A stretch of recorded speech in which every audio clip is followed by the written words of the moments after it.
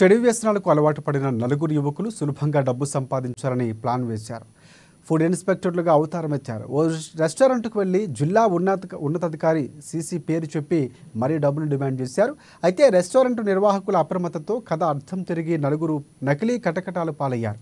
భద్రాద్రి కొత్తగూడెం జిల్లా లక్ష్మీదేవిపల్లి మండలంలోని సీతారాంపురం టేకులపల్లికి చెందినటువంటి గుగ్గులోత్తో మోహన్ రావు, సనావత్తో యువరాజు, అజ్మీరా యువరాజ్ సింగ్, అలాగే బానోతు రామస్వాములు ఒక ముఠాగా ఏర్పడ్డారు.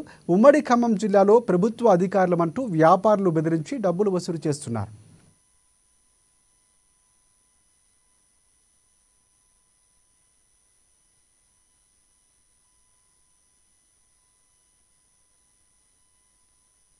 ఇక ఇదే క్రమంలో ఖమ్మం మమతా రోడ్లోని కింగ్ దర్బార్ హోటల్కు వెళ్లి తాము ఇన్స్పెక్టర్లమంటూ తనిఖీలు చేస్తున్నట్లు హడావిడి చేసి 2 లక్షల రూపాయలు డిమాండ్ చేశారు.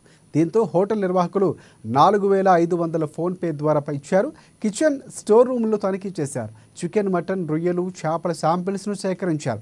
మసాలాల తయారీ తేదీలు కూడా తనిఖీలు చేసి కేసులు నమోదు చేస్తామని బెదిరించారు.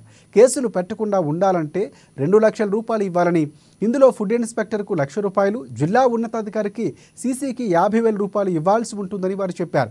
దీంతో అనుమానం వచ్చిన హోటల్ నిర్వాహకులు మీరు ఇక్కడే ఉండండి, డబ్బులు తెస్తామని చెప్పి జిల్లా గెజిటెడ్ ఫుడ్ ఇన్స్పెక్టర్ కిరణ్ కుమార్కు సమాచారం అందించారు.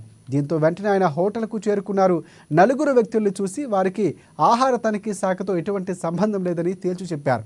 దీంతో నిందితుల్ని ఖానాపూర్ హవేలీ పోలీస్ స్టేషన్కు తరలించగా సిఐ భానుప్రకాష్ విచారణ చేపట్టి కేసు నమోదు చేసినట్లు తెలిపారు.